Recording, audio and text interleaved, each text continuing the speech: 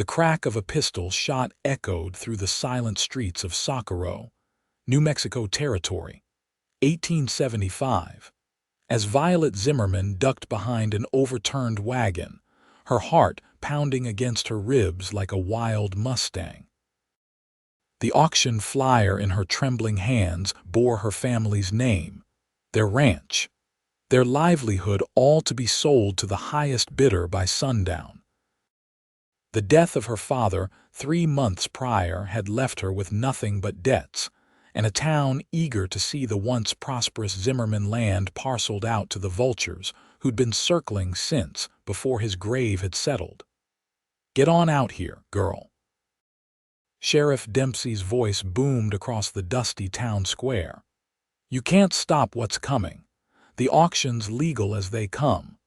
Violet clutched the deed to her chest, the last piece of paper that connected her to everything she'd ever known. At 22, she'd expected to inherit her father's sprawling cattle ranch, not discover that he'd mortgaged it to the bank to cover gambling debts she'd never known existed. "I said legal, not right," she shouted back, her voice stronger than she felt. "My father's signature was forged on those loan papers, and you know it."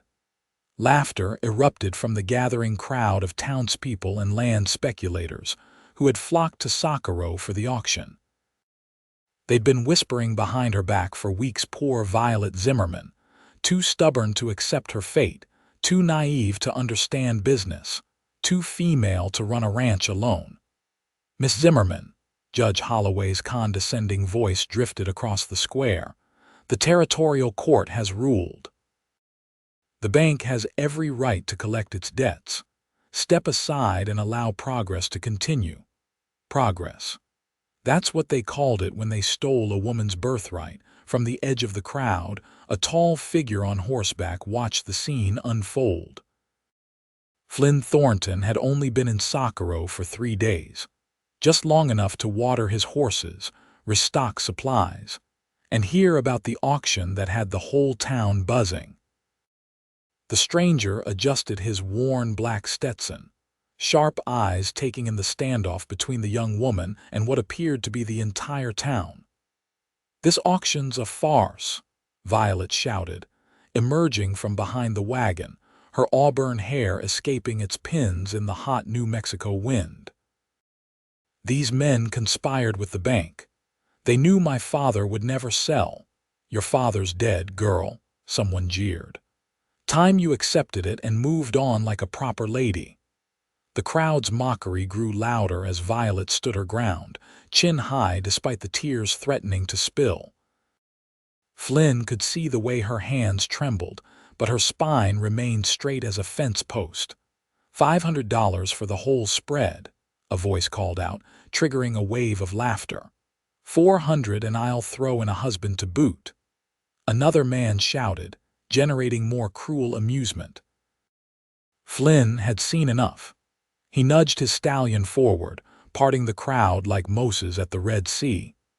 The townspeople fell silent as the tall stranger approached, his presence commanding attention without a word.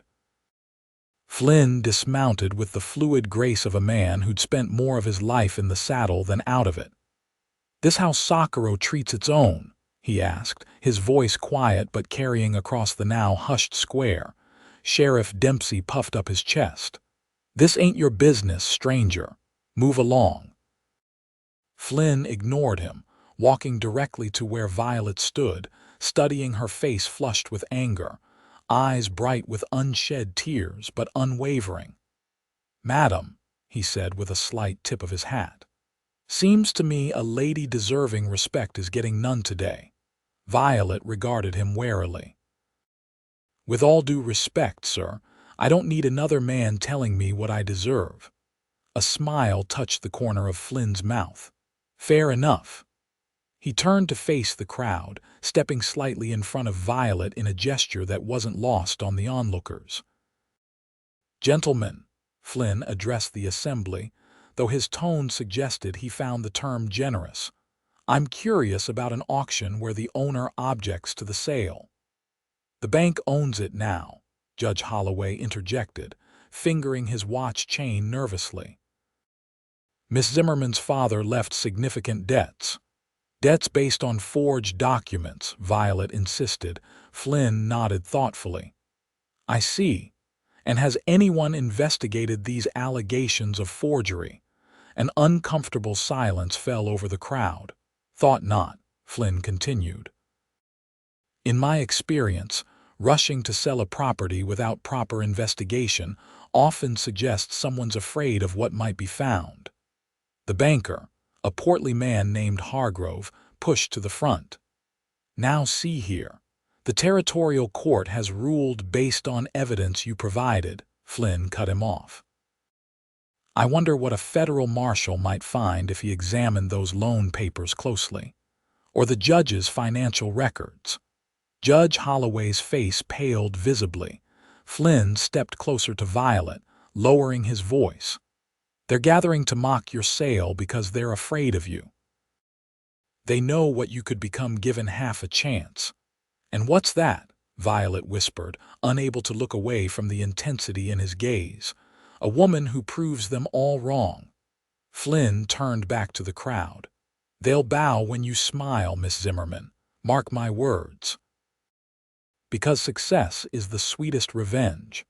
Violet stared at him, this stranger who spoke as if he knew her soul. Why would you help me? Flynn's expression hardened as he surveyed the crowd.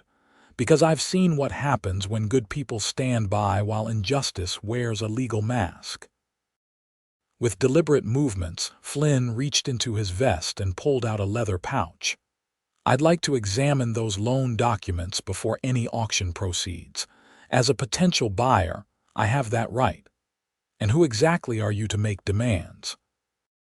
Sheriff Dempsey challenged, hand hovering near his holster. Flynn's smile didn't reach his eyes. Flynn Thornton. I represent certain interests from Santa Fe who find land disputes particularly interesting. He paused meaningfully. Especially ones where territorial officials might be involved in improprieties. The name meant nothing to the crowd, but the implication of connections in the territorial capital sent a ripple of unease through the gathered officials. Hargrove exchanged nervous glances with Judge Holloway. The auction is postponed until tomorrow noon, the judge announced abruptly, to allow potential buyers proper time to examine relevant documents. The crowd erupted in protests and murmurs, but the decision had been made. As people began to disperse, Violet turned to Flynn with cautious hope in her eyes. Mr. Thornton, I don't know who you are or why you've involved yourself in my affairs, but I'm not without means to repay your kindness. Flynn shook his head. No repayment necessary, Miss Zimmerman. Justice should be everyone's business. He offered his arm. Now, perhaps you could show me these supposedly forged documents, and we can determine how to proceed. As they walked away from the town square, whispers followed them about the defiant Zimmerman girl and the mysterious stranger who'd stood beside her when no one else would. Neither of them realized that this moment, this chance meeting on a dusty street in Socorro, would change both their lives forever.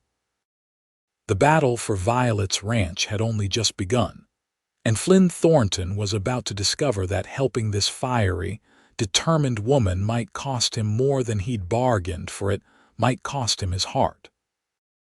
Violet led Flynn to her modest home at the edge of town, a small but well-kept house that had belonged to her mother's family before her marriage to Joseph Zimmerman. Unlike the sprawling ranch now threatened by the bank, this property remained safely in Violet's name. It's not much, she said apologetically as she unlocked the door, but it's mine free and clear. Flynn removed his hat as he stepped inside, noting the simple but tasteful furnishings. A home of one's own is nothing to apologize for, Miss Zimmerman. Please call me Violet, she said, gesturing toward a chair at the kitchen table. After what you did in town, I think we can dispense with formalities. Flynn nodded, settling into the offered seat while Violet busied herself lighting a lamp against the gathering dusk. The warm glow illuminated her features, the determined set of her jaw, the intelligence in her eyes, the worry lines that seemed too deep for someone so young. "I should be honest with you," Flynn said as she joined him at the table. "I'm not representing anyone from Santa Fe. That was just a bluff to buy us time." To his surprise, Violet smiled. "I suspected as much. Santa Fe investors don't typically arrive in Socorro wearing trail dust and gun calluses." She studied him carefully. "So who are you, Flynn Thornton?" He considered his answer, running a thumb along the brim of his hat. "A man who's seen too many powerful men take advantage of those with less power. Used to ride with the Rangers in Texas before the war. These days I mostly drift, take odd jobs, sometimes help people who need it." "A drifting knight-errant," Violet mused. "And what brings you to Socorro? Surely not the auction of a struggling cattle ranch." "Just passing through," Flynn admitted. "Heading to Colorado, heard about your situation from the barkeep at the saloon." Violet nodded, then rose to retrieve a wooden box from a shelf. She placed it on the table and opened it, revealing a collection of papers. "These are copies of the original loan documents," she explained, spreading them before him. "My father's signature appears on 3 separate notes, all dated within weeks of his death." She pointed to the signatures. "But look here and here. The handwriting changes subtly between documents. My father's hand was steady as a rock his whole life." Flynn examined the papers carefully, comparing the signatures. "You're right. These later ones are close, but the pressure's different. Someone trying too hard to make it perfect." He looked up at her. "You have samples of his genuine signature?" Violet nodded, producing a letter her father had written just days before his death. The difference was subtle but unmistakable to a trained eye. "Hargrove's been trying to get his hands on the Zimmerman land for years," Violet explained, anger coloring her voice. "Our water rights are valuable. We control access to the best spring-fed creek in the county. When my father refused to sell, I believe Hargrove found another way." Flynn frowned. "Forgery's a serious charge. You've taken this to the territorial authorities." Violet's bitter laugh held no humor. "Judge Holloway and Hargrove play cards together every Thursday night. The sheriff owes the bank for his house. There's no justice to be had in Socorro for a woman alone." Flynn was quiet for a moment, thinking. "What about your father's lawyer? Surely he'd have known about legitimate loans." "Mr. Finch was my father's attorney for 20 years. He died 2 weeks after my father's supposedly heart failure, though he was only 53 and healthy as a horse." Violet's eyes met Flynn's. "Convenient, isn't it?" The implications hung heavy in the air between them. This wasn't just about a land grab. If Violet was right, murder might be involved as well. "You have any allies in town?" Flynn asked. "Anyone who might stand with you?" Violet shook her head. "Most folks are afraid of Hargrove. He controls the bank, which means he controls their mortgages, their businesses." She twisted her hands in her lap. "My father was respected, but he was difficult, made more enemies than friends, and a woman trying to run a ranch alone isn't exactly embraced in these parts." Flynn watched her, impressed by her composure despite the circumstances. "And family?" "None living. My mother passed when I was 16. No siblings." She squared her shoulders. "I'm all that's left of the Zimmermans." Flynn rose and walked to the window, looking out at the darkening streets of Socorro. What he was contemplating went far beyond a simple intervention at an auction. Taking on a corrupt banker, judge, and sheriff would make enemies dangerous ones. "Mr. Thornton Flynn, I appreciate what you did today," Violet said, joining him at the window. "But I don't expect you to involve yourself further. You're just passing through, as you said." Flynn turned to her, struck by the proud tilt of her chin despite the vulnerability in her eyes. Sometimes a man finds himself exactly where he's meant to be, even when he had other plans. Violet held his gaze. What are you suggesting? I'm suggesting that postponing the auction was just the first step. If we're going to save your ranch, we need evidence of Hargrove's forgery that even Judge Holloway can't ignore. Flynn's expression turned grim. And we need to find it before noon tomorrow. Violet asked, hope flaring despite her efforts to suppress it. If you'll have my help, Flynn replied simply. Violet extended her hand, a gesture that spoke of both gratitude and partnership. I accept, Mr. Thornton. Flynn took her hand, surprised by the strength in her grip. In that moment, something unspoken passed between them, an understanding, a connection neither had anticipated. Then we'd better get to work, he said, reluctantly releasing her hand. We have a forgery to prove and a ranch to save.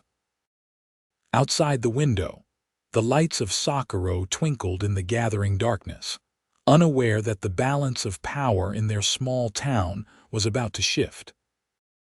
And in a modest house on the edge of town, two strangers joined forces against formidable odds, not yet knowing that their alliance would blossom into something neither had been looking for, something that would change not just their futures, but the future of Socorro itself. The night grew deeper as Flynn and Violet strategized at her kitchen table. A pot of coffee had been brewed, consumed, and brewed again as they pored over documents by lamplight, searching for any inconsistency that might prove the forgery beyond doubt. Hargrove's careful, Flynn remarked, rubbing his tired eyes. These forgeries would fool most people. Violet nodded, pushing a strand of auburn hair behind her ear. That's why the judge dismissed my claims so easily, without Mr. Finch to testify that my father never mentioned these loans. She trailed off, staring at the papers without seeing them. Flynn studied her in the soft lamplight, the determined set of her mouth, the shadows beneath her eyes speaking of sleepless nights. Tell me about the ranch, he said, leaning back in his chair. Why fight so hard for it? Violet looked up, surprised by the question. It's my home, my heritage. Many people sell their heritage when times get hard, Flynn observed. What makes Zimmerman land different? A soft smile transformed Violet's face, erasing some of the worry lines. My grandfather came to New Mexico Territory in '35, before it was even American soil. He saw that valley and said it was the closest thing to heaven a man could find on earth. Her eyes grew distant with memory. The way the sunlight hits the mesa at dawn, how the creek catches fire with gold at sunset. The land speaks to you there. It's alive. Flynn nodded, understanding more than she realized. My father felt that way about our place in Texas, said the land gets in your blood. Exactly, Violet agreed. Besides, it's not just about sentiment. The ranch is viable, profitable even. We run 500 head of cattle, have the best water access in the county. My father taught me every aspect of ranching since I was old enough to ride. A woman rancher, Flynn mused. That's what really bothers them, isn't it? Not your father's debts. Socorro prides itself on progress, Violet said with a hint of bitterness. The railroad's coming through next year, new businesses opening. But a woman running her own ranch, she shook her head. That's apparently one step too far for progress. Flynn's expression hardened. Sounds like certain men in this town need their definition of progress adjusted. A knock at the door startled them both. Violet reached for the shotgun leaning against the wall, but Flynn held up a hand. Expecting anyone? He asked quietly. She shook her head, moving to the window to peer through the curtain. It's Dolores Garcia, she whispered. She works for Hargrove, cleans his office. Flynn motioned for her to open the door but stayed out of sight. Violet tucked the shotgun behind the door before opening it. "Dolores," she greeted the older Mexican woman, "what brings you here so late?"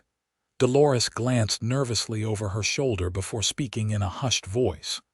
"Miss Violet, I heard what happened in town today. I may have something that helps you." Violet ushered her inside, where Dolores startled at the sight of Flynn. "It's all right," Violet assured her. "Mr. Thornton is helping me." Dolores nodded warily, then reached into her apron pocket and withdrew a small key. "This opens Mr. Hargrove's private desk drawer. I found it when I was cleaning last month, made a wax impression, and had my son make a copy." She pressed the key into Violet's hand. "I've seen him looking at your father's signature, practicing it on paper he later burns." Violet's eyes widened. "You saw him forging my father's signature," Dolores nodded. "Many times. After your father died, he would lock himself in his office for hours.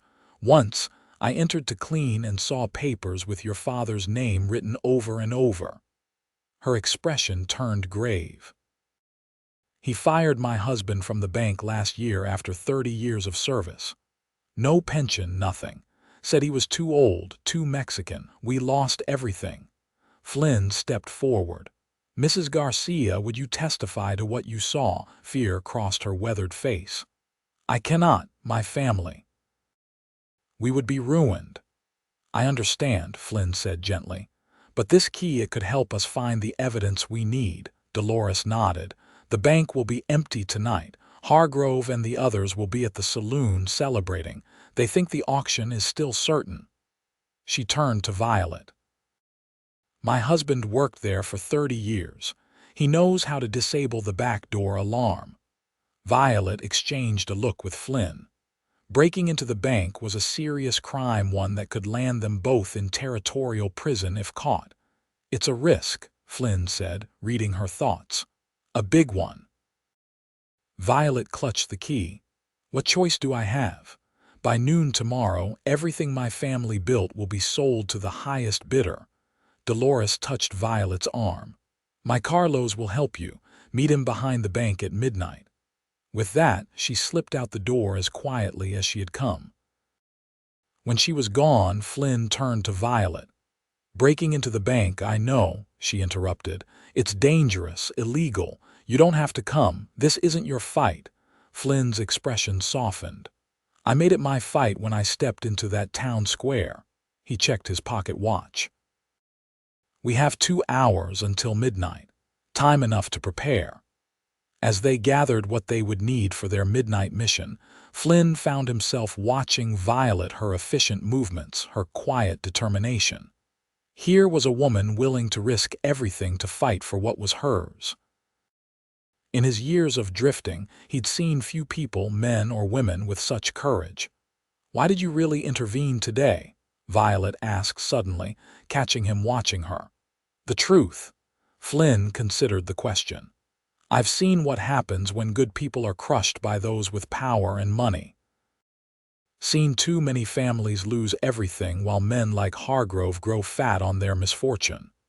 He paused, then added more quietly, "And I've seen too few people willing to stand against it. Like you're standing now."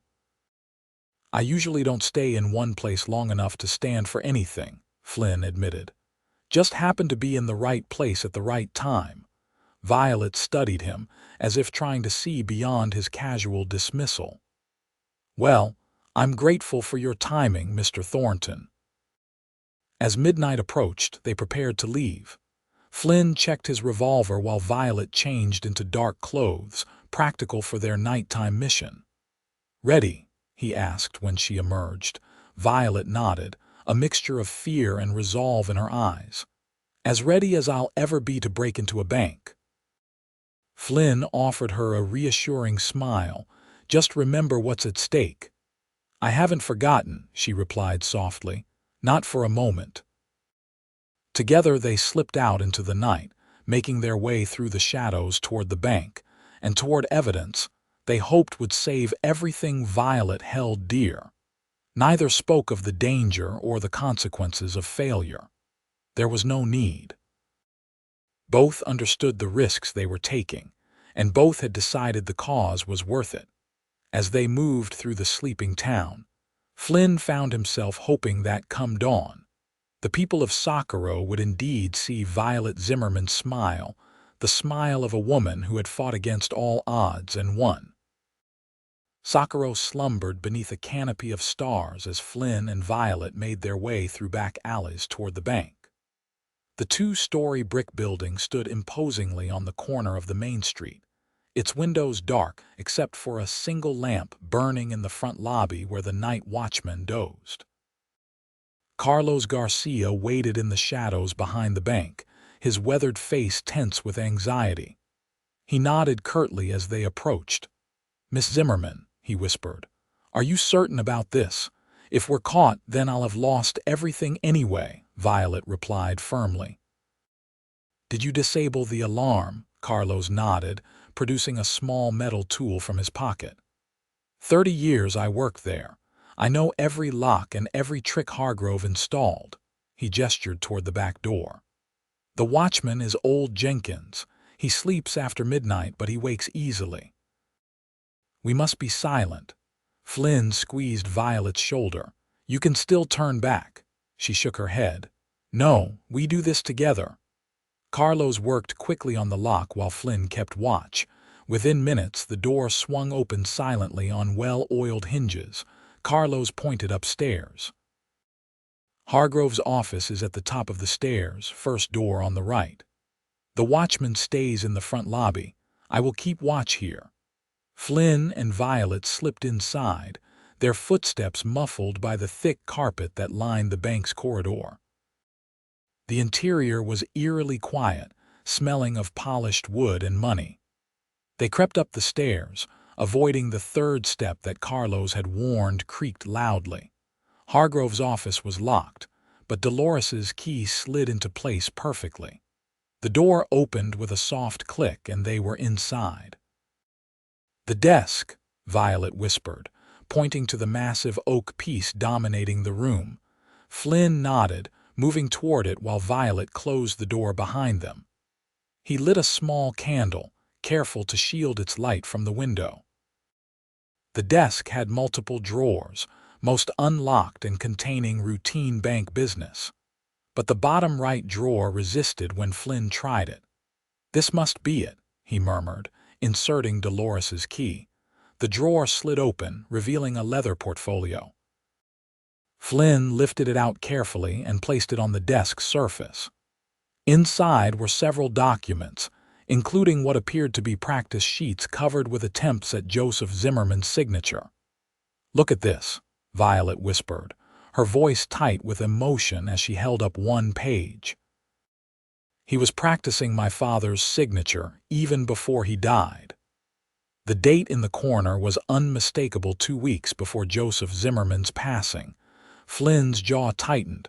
Premeditated fraud at minimum. Deeper in the drawer, they found a letter from Judge Holloway to Hargrove, dated 3 months prior. "Regarding the Zimmerman matter, proceed as discussed. My investment in the new venture is contingent upon acquisition of those water rights." Violet's hand trembled as she held the letter. They were planning this all along. Flynn continued searching, finally finding a small journal hidden beneath false bottom in the drawer. He flipped it open, scanning the entries quickly. "Violet," he said softly, "this is Hargrove's personal ledger. There are entries about payments to the judge to Sheriff Dempsey." He paused, his expression darkening. "And this a payment of $500 to Simmons for the Zimmerman job." Violet's face went pale. "Simmons? Lucas Simmons? He's a hired gun from Las Cruces." "Your father didn't die of natural causes, did he?" Violet shook her head, tears filling her eyes. "The doctor said heart failure, but my father was strong as an ox. I never believed it." Flynn gathered the documents, including the journal and the practice signature sheets. "This is more than evidence of fraud. It's conspiracy to commit murder." A floorboard creaked outside the office. They froze, extinguishing the candle immediately. Heavy footsteps approached the door. "Hide," Flynn mouthed, gesturing toward the large curtains flanking the window. Violet slipped behind them just as the office door swung open. Sheriff Dempsey stood in the doorway, lantern held high. "Who's in here?" he demanded, hand on his holster. Flynn remained crouched behind the desk, documents clutched to his chest. The sheriff stepped into the room, swinging his lantern in a wide arc. "Jenkins said he heard noises. Show yourself or I start shooting." Flynn glanced toward the window where Violet hid, calculating their options. The sheriff was between them and the door. The window behind Violet led to a drop of at least 15 feet to hard ground. As the sheriff moved closer to the desk, Flynn made a split-second decision. He surged to his feet, startling Dempsey. "Evening, Sheriff," he said casually, tucking the documents into his vest. "Fancy meeting you here." "Thornton," Dempsey recovered quickly, drawing his pistol. "What the devil are you doing in Hargrove's office?" "Just satisfying my curiosity about certain banking practices," Flynn replied, keeping his voice steady. "Found some mighty interesting reading material." Dempsey's face hardened. "You're breaking and entering, mister. That'll get you 5 years in territorial prison." "Maybe," Flynn agreed. "But conspiracy to commit murder gets a man hanged. I wonder what a federal marshal would make of these documents." The sheriff's expression flickered with uncertainty before hardening again. "You're bluffing. Hand over whatever you took, and maybe I'll just run you out of town instead of locking you up." "I don't think so," Flynn said, his hand moving subtly toward his holster. Dempsey noticed the movement and raised his gun higher. "Don't try it, Thornton. I'll drop you where you stand."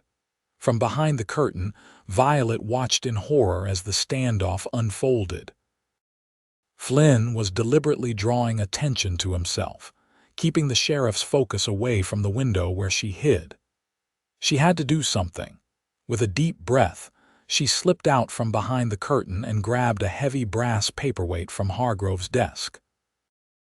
Dempsey turned at the sound, but too late. Violet brought the paperweight down on his arm with all her strength. The sheriff howled in pain, his pistol clattering to the floor. Flynn moved instantly, delivering a decisive punch that sent Dempsey crashing into the bookcase. The sheriff crumpled to the ground, unconscious. "Nice swing," Flynn remarked, breathing hard as he picked up the sheriff's fallen weapon. "Farm work builds strength," Violet replied, her voice shaky but determined. "We need to get out of here. Jenkins will have heard that." Sure enough, alarmed shouts came from downstairs. Flynn grabbed Violet's hand, pulling her toward the door. "Stay behind me," he instructed as they hurried into the hallway. They made it to the staircase just as Jenkins appeared at the bottom, brandishing a shotgun. "Stop right there," the elderly watchman shouted. Flynn shoved Violet back toward the hallway as Jenkins fired, the shot splintering the banister where they had stood seconds before. "Back door's not an option," Flynn muttered, pulling Violet along the upper hallway. "We'll have to use a window." They ducked into an empty office at the end of the hall. Flynn smashed the window with his elbow, clearing away the shards of glass. "It's a long drop," Violet said, peering down at the alley below. "See that awning?" Flynn pointed to a canvas overhang a few feet below and to the left of their position. "We'll have to jump for it." Footsteps pounded down the hall toward them. Jenkins had been joined by others, likely roused by the gunshot. "I'll go first," Flynn said, tucking the documents securely inside his shirt. "If it holds my weight, you follow immediately. Don't hesitate." Violet nodded, her face pale but resolute in the moonlight. Flynn climbed onto the windowsill and, with a final glance at Violet, leapt toward the awning. He landed with a heavy thud, the canvas sagging but holding. He rolled to the edge and dropped to the ground below, turning immediately to look up at the window. "Now, Violet," he called. She appeared in the window just as angry voices reached the office door. Without hesitation, Violet jumped, her skirt billowing around her as she fell toward the awning. She hit it hard, the canvas tearing slightly but slowing her fall enough that when she tumbled to the ground, Flynn was able to catch her. They stood for a moment in the alley, breathing hard, his arms still around her waist. Their eyes met in the darkness, a moment of connection amid the chaos. "The documents?" Violet asked. Flynn patted his shirt. "Safe, let's go." They ran through the back alleys of Socorro, aware of shouts and whistles behind them as the alarm spread. They didn't stop running until they reached Carlos Garcia's small house on the outskirts of town, where they had arranged to meet if separated. Dolores ushered them inside quickly, her face lined with worry. "Carlos hasn't returned," she whispered. "What happened?" Flynn and Violet exchanged a grim look. "If Carlos had been caught, we need to leave town," Flynn said decisively. "Now. It won't take them long to connect Carlos to us, and they'll come looking here next." "But the auction," Violet began. "There won't be an auction once these documents reach the territorial marshal," Flynn assured her. "But we need to get them there first, and we can't do that from a jail cell." Dolores disappeared into the back room, returning with a small bundle. "Food and water," she explained. "Take the path behind our house. It leads to the old mission. Father Thomas will help you." Violet embraced the older woman. "Thank you for everything. We'll send word when it's safe." Outside, the night was alive with distant shouts and the barking of dogs. The hunt had begun. Flynn took Violet's hand, and together they slipped into the darkness, carrying evidence of corruption that could save her ranch if they could reach the territorial marshal in Santa Fe alive. Behind them, Socorro buzzed like an angry hornet's nest, the powerful men of the town suddenly finding their carefully constructed plans unraveling because of one determined woman and a drifting cowboy who had decided to stand his ground. The old mission of San Miguel stood silhouetted against the pre-dawn sky, its adobe walls glowing faintly in the approaching light. Flynn and Violet approached cautiously, exhausted from their night of running through rough terrain. "It looks abandoned," Violet whispered as they crouched behind a crumbling wall. "Perfect place for a priest who helps fugitives," Flynn replied. "Stay here while I check it out." He crept forward, alert for any sign of danger. The mission's heavy wooden doors were weathered but intact, with a smaller side entrance that stood slightly ajar. Flynn approached it carefully, drawing his pistol. A soft voice spoke from the shadows. "Weapons are unnecessary in God's house, my son." Flynn turned to see an elderly priest emerge from the darkness, his lined face serene despite the unusual hour and circumstances. "Father Thomas?" Flynn asked, lowering his gun but not holstering it. The old man nodded. "Dolores sent word you might come. You've stirred up quite a tempest in Socorro." "We had good reason," Flynn said, gesturing for Violet to join them. Father Thomas led them inside the mission, where a small fire burned in a stone hearth. The interior was sparse but clean, with simple wooden benches and faded religious paintings on the walls. "You'll be safe here until nightfall," the priest assured them, serving them cups of hot coffee. "No one comes to the old mission anymore. They built a new church in town 10 years ago." Violet sank onto a bench, finally allowing the exhaustion of the night to show on her face. "Did you hear anything about Carlos Garcia?" she asked anxiously. Father Thomas's expression grew solemn. "He was arrested. Sheriff Dempsey is claiming he aided in a bank robbery." Violet covered her mouth with her hand. "This is my fault." "No," Flynn said firmly. "The blame lies with Hargrove and his conspirators. We have evidence now that will free Carlos and clear your name." He spread the documents on a table, explaining to Father Thomas what they had discovered. The old priest listened gravely, crossing himself when Flynn mentioned Joseph Zimmerman's murder. "I always wondered about his sudden passing," Father Thomas murmured. "Joseph was a difficult man, but honest to his core. He came to confession regularly, and in his last months, he mentioned fears about the bank's interest in his land." "Did he suspect Hargrove specifically?" Flynn asked. "He never named names in confession, but he was worried. Said someone powerful wanted him out of the way." The priest shook his head sadly. "I advised him to speak to the territorial authorities, but he said he needed evidence first." Violet's eyes filled with tears. "He was trying to protect the ranch, protect me." Father Thomas patted her hand gently.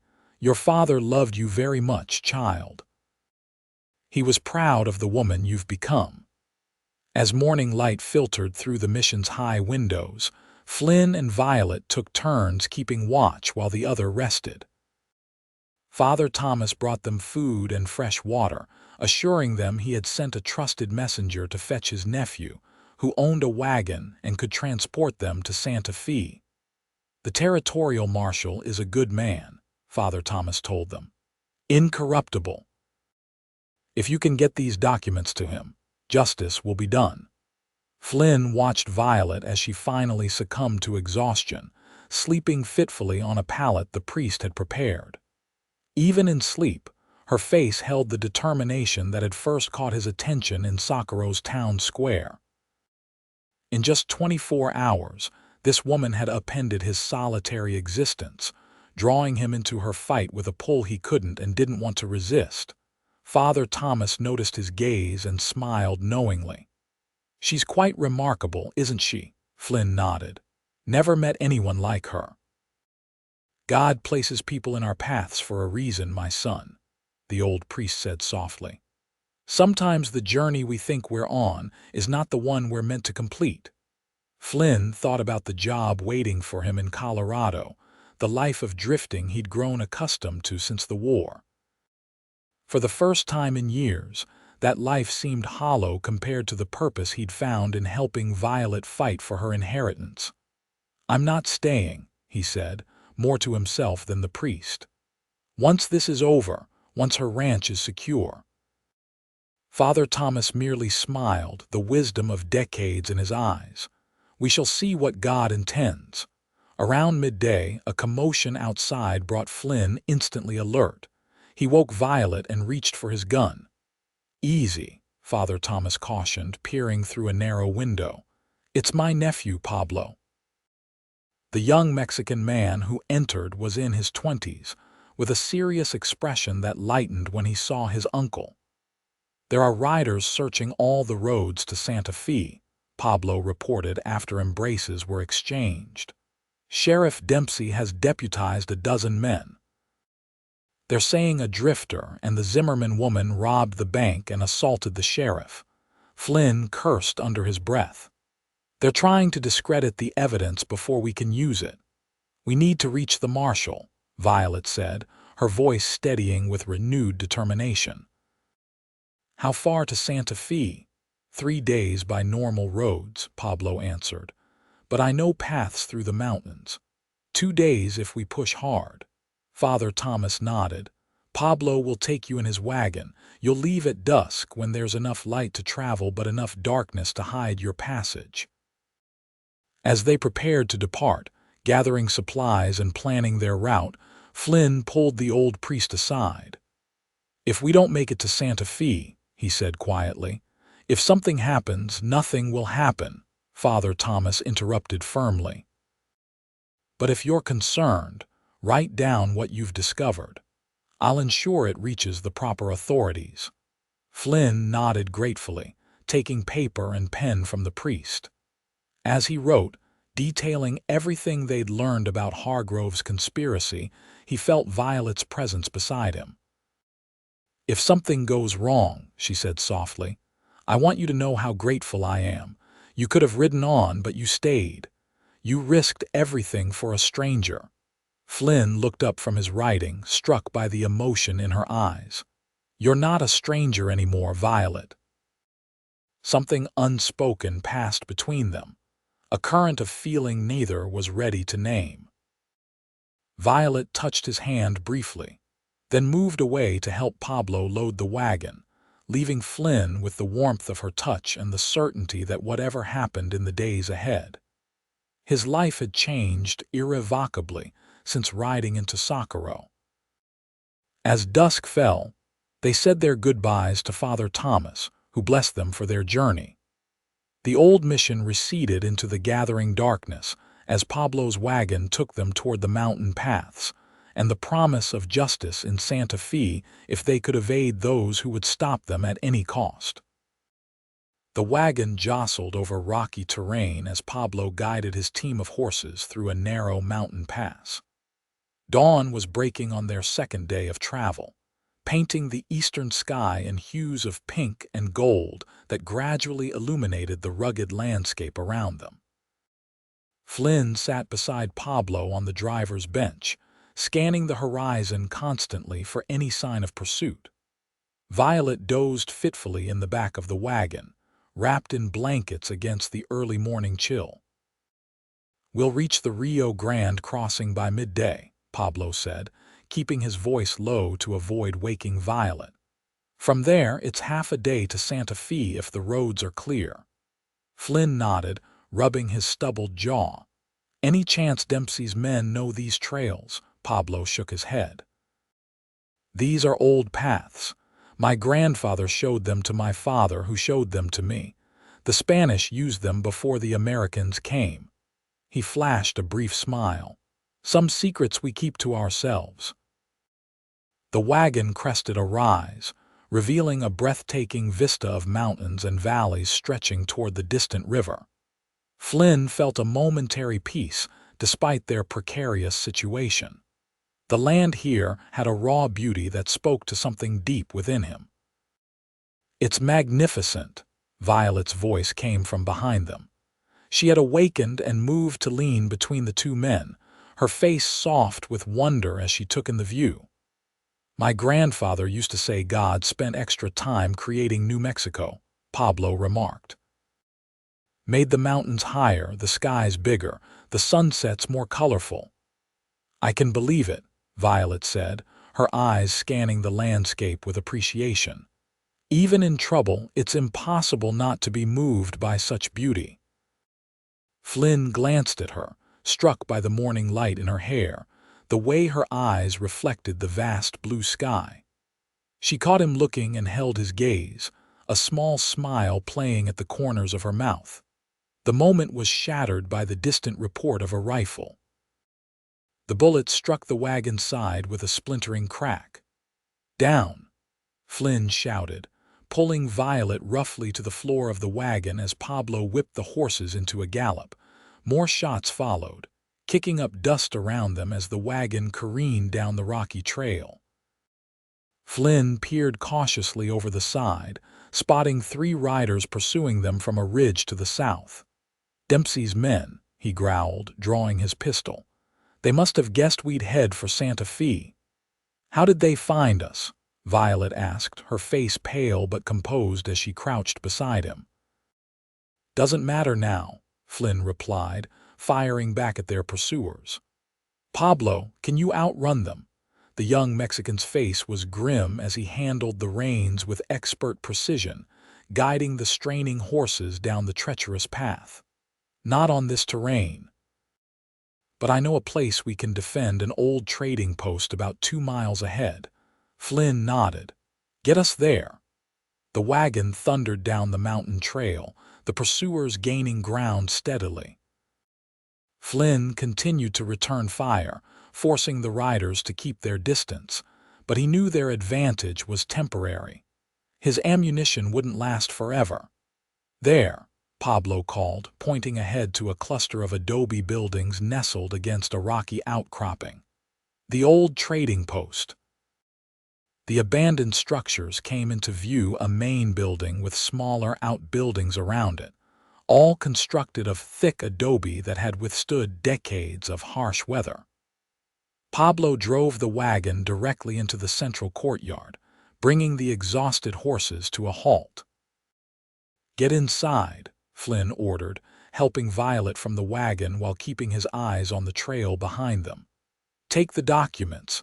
If anything happens to me, you get those to the marshal." "We're staying together," Violet said firmly, gripping his arm. "I'm not leaving you to face them alone." There was no time to argue.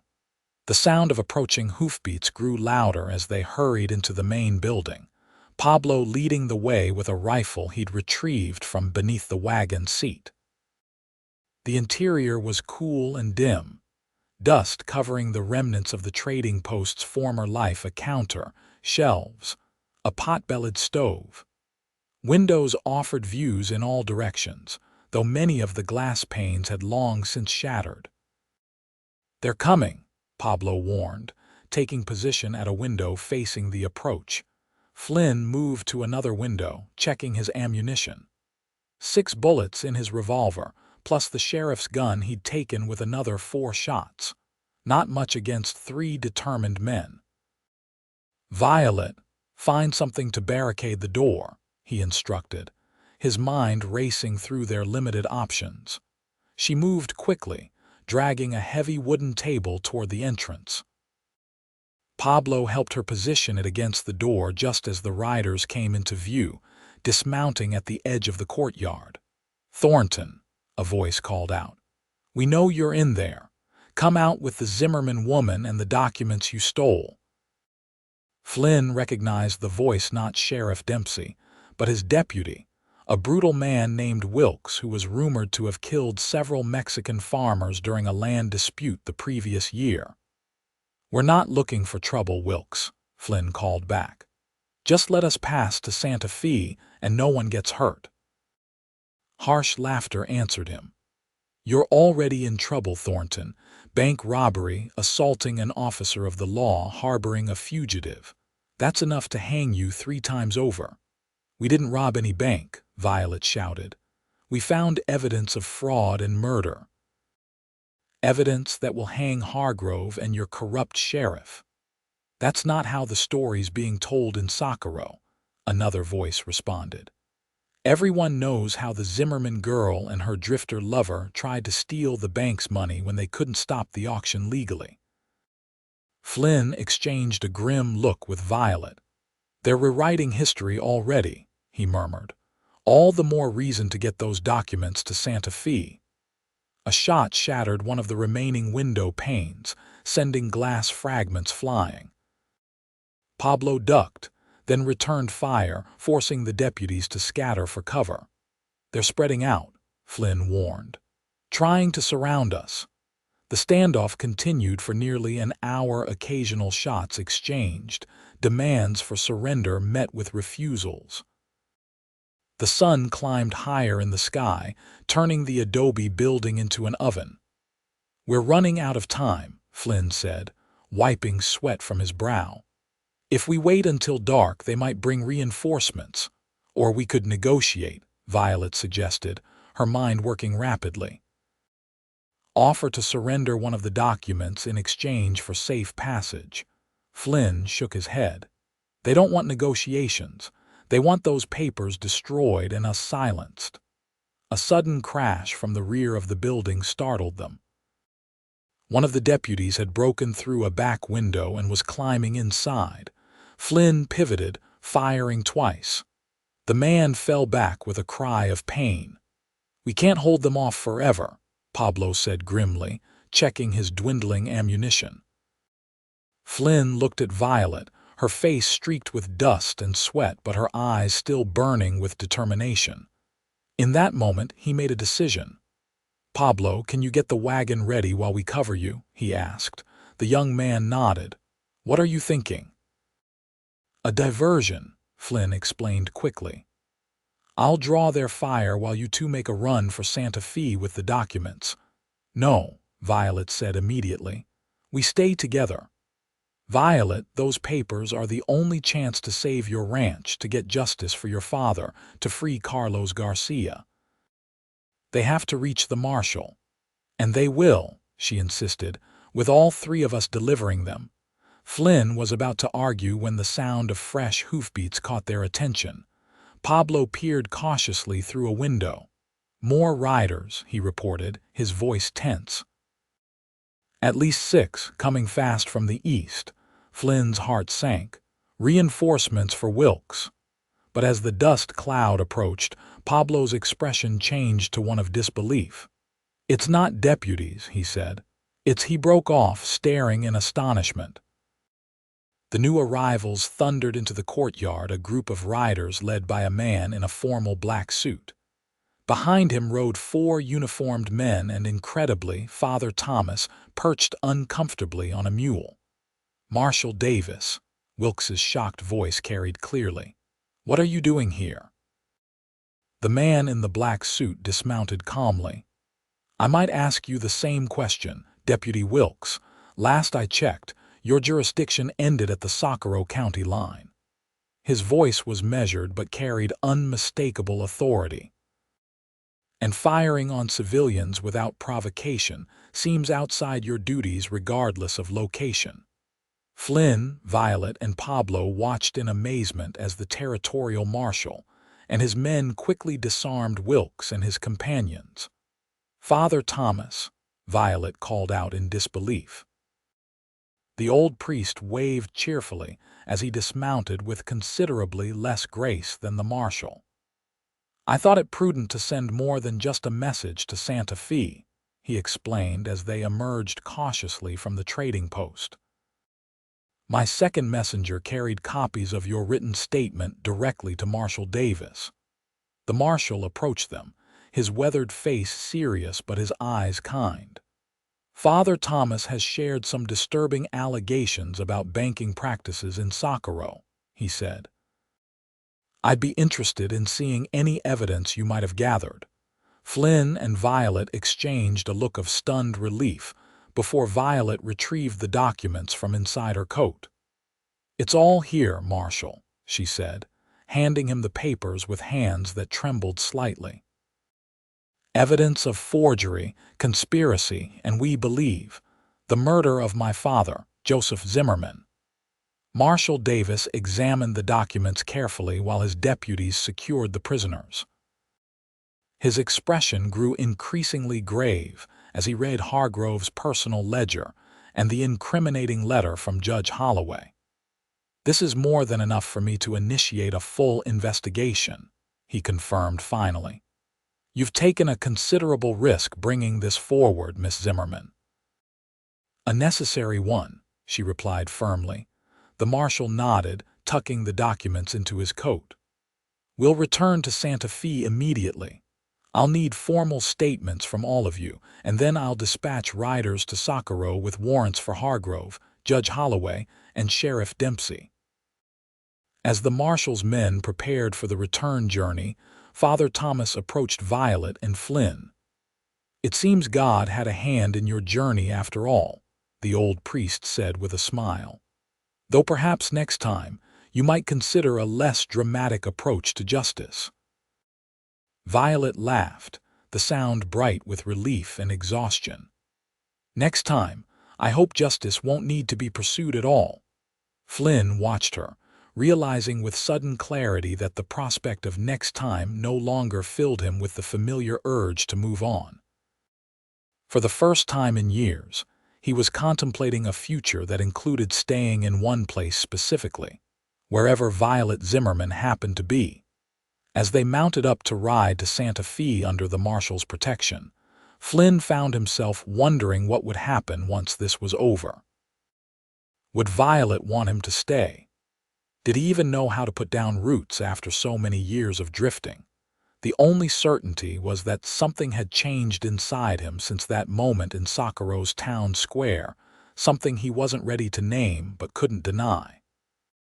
For now, it was enough to ride beside her toward Santa Fe and the promise of justice, with possibilities stretching before them like the vast New Mexico sky. The territorial courthouse in Santa Fe hummed with tension as Marshal Davis presented the evidence against Hargrove, Judge Holloway, and Sheriff Dempsey to a special tribunal. 3 days had passed since their dramatic rescue at the old trading post, days filled with formal statements, sworn testimonies, and the dispatch of federal deputies to Socorro with arrest warrants. Violet sat rigidly on a wooden bench in the crowded courtroom, Flynn beside her. She wore a borrowed dress, her hair neatly pinned, looking every inch the respectable rancher's daughter despite the ordeal of the past week. "The territorial court recognizes the gravity of these charges," announced Judge Matheson, a stern-faced man appointed directly by the governor. "Conspiracy, fraud, and murder are not accusations we take lightly, particularly when they involve elected officials." Flynn's hand found Violet's, squeezing gently in reassurance. She returned the pressure, drawing strength from his presence. "Based on the evidence presented by Marshal Davis, I am issuing immediate suspension of duties for Judge Holloway and Sheriff Dempsey, pending full investigation. Arrest warrants for Edmund Hargrove will be enforced, and all assets of Socorro National Bank will be temporarily frozen." A murmur ran through the courtroom. Such decisive action against powerful men was unusual, a testament to the damning nature of the evidence they'd risked their lives to obtain. "Furthermore," Judge Matheson continued, "all proceedings regarding the Zimmerman property are hereby nullified. Miss Zimmerman's claim to her father's estate is reinstated in full, pending final resolution of the fraud investigation." Violet's sharp intake of breath was the only sign of emotion she allowed herself in the formal setting, but her eyes shone with unshed tears. Flynn felt a surge of pride for this woman who had fought so tenaciously for her birthright. "This court will reconvene in 30 days for preliminary hearings. Until then, Miss Zimmerman is free to return to her property, and Carlos Garcia is to be released immediately from custody in Socorro." As the proceedings concluded, Marshal Davis approached them. "My deputies reached Socorro this morning," he informed them. "Hargrove attempted to flee but was apprehended at the territorial border. Judge Holloway surrendered without incident. Dempsey—" He hesitated. "What about Dempsey?" Flynn asked, tensing. "He resisted arrest. There was an exchange of gunfire." The marshal's expression remained professional. "He was wounded but will survive to face trial." Violet nodded solemnly. "And the bank, my father's loans?" "The federal examiner is already reviewing all of Hargrove's transactions. Preliminary findings suggest widespread fraud, not just in your father's case." Marshal Davis's stern face softened slightly. "You've done a service to many people in Socorro who were too afraid to speak up, Miss Zimmerman." As they left the courthouse, stepping into the bright Santa Fe sunshine, Violet finally allowed herself a moment of vulnerability, leaning against a stone pillar. "It doesn't bring him back," she said quietly. "My father, justice doesn't resurrect the dead." Flynn stood beside her, understanding the bittersweet nature of their victory. "No, but it honors his memory, and it secures the future he wanted for you." She looked up at him, studying his face with an intensity that made his heart beat faster. "What happens now, Flynn?" It was the question he'd been asking himself since their arrival in Santa Fe. His job in Colorado still waited good pay for honest work, but the thought of leaving Violet and Socorro behind created an ache he couldn't ignore. Before he could answer, Pablo approached, leading their horses. "Marshal Davis provided fresh mounts for our return journey," he announced. "We can leave for Socorro whenever you're ready." Violet straightened, her moment of uncertainty replaced by renewed purpose. "I'm ready now. I've been away from home long enough." The journey back to Socorro took 2 days of steady riding. As they traveled, Flynn noticed subtle changes in Violet, a lightness in her demeanor, an eagerness that grew as they approached familiar landmarks. This was her land, her heritage, and she was returning not as a dispossessed daughter but as the rightful heir to the Zimmerman legacy. They crested the final ridge overlooking Socorro on a perfect New Mexico afternoon. The town spread below them, dusty and small against the vast landscape, the distant Zimmerman ranch visible as a cluster of buildings near a verdant creek valley. "Home," Violet said simply, drinking in the view.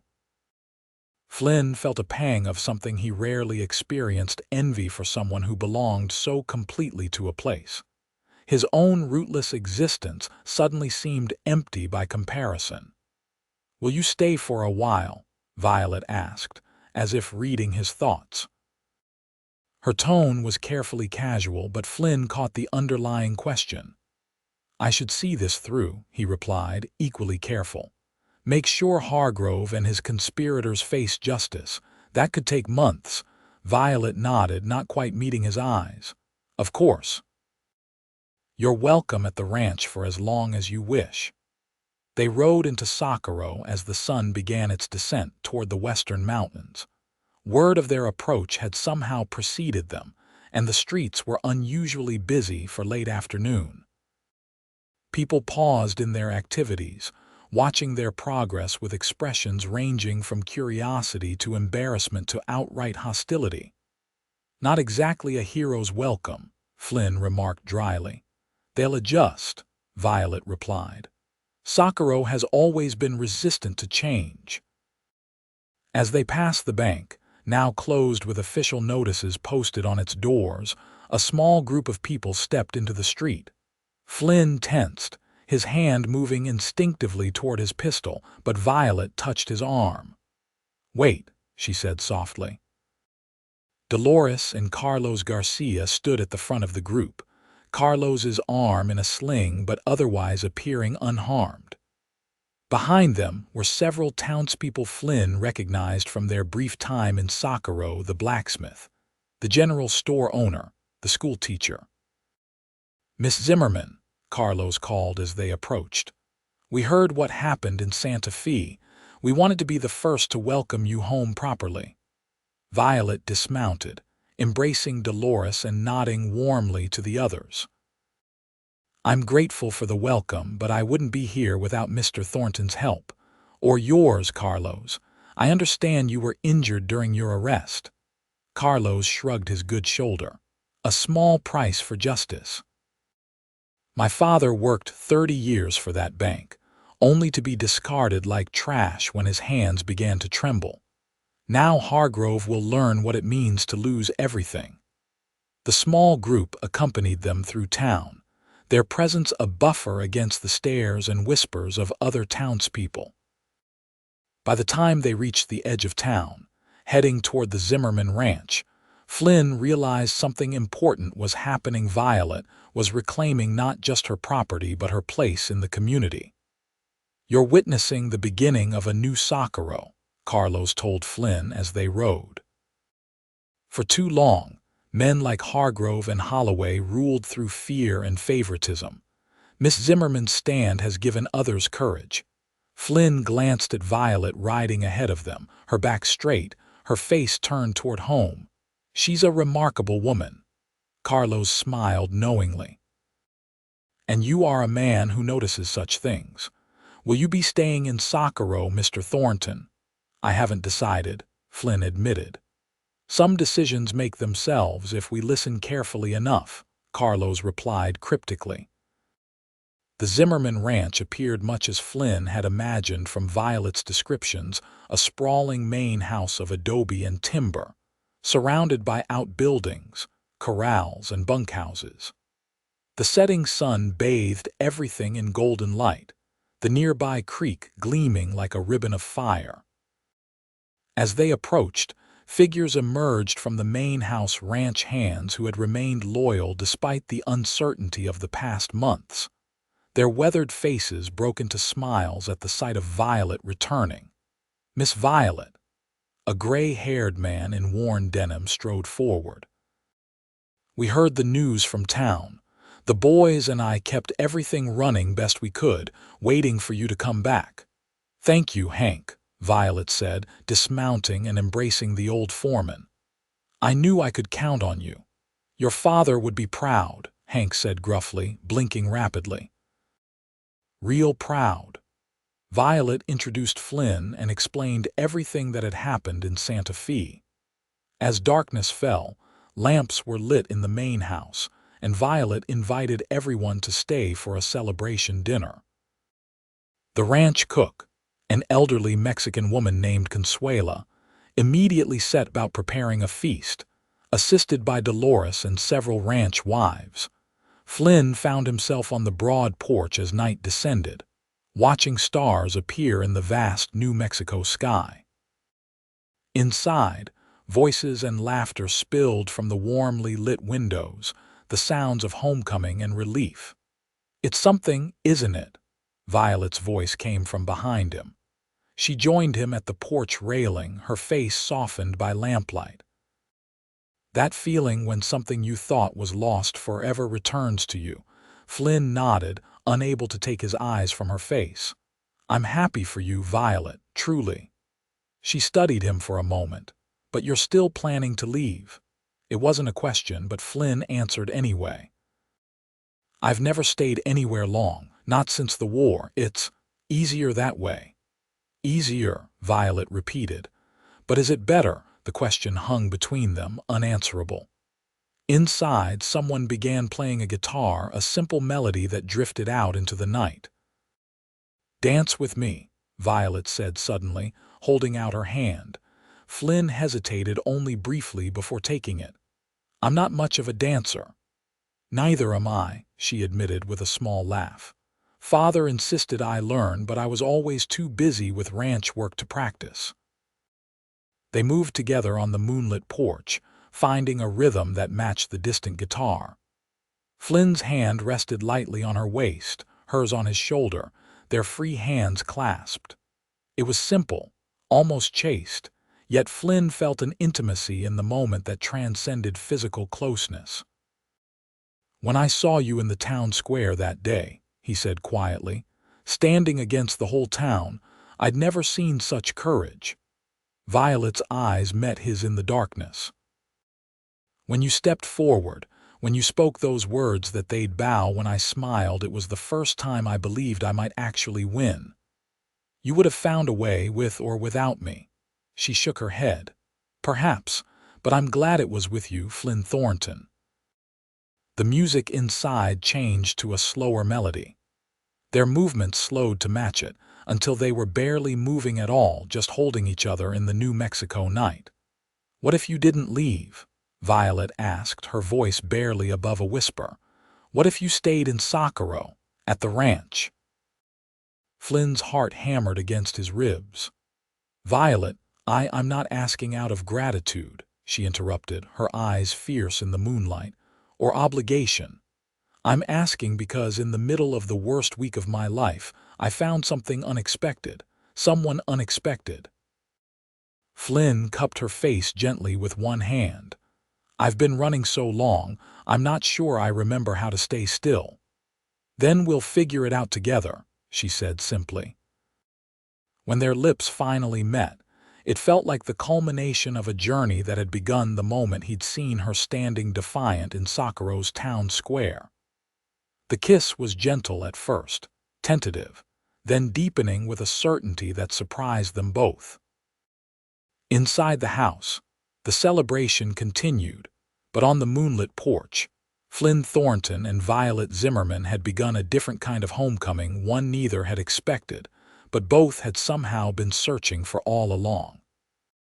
The morning sun spilled through the windows of the Zimmerman ranch house, illuminating the grand dining room where Violet sat reviewing ledgers and ranch accounts.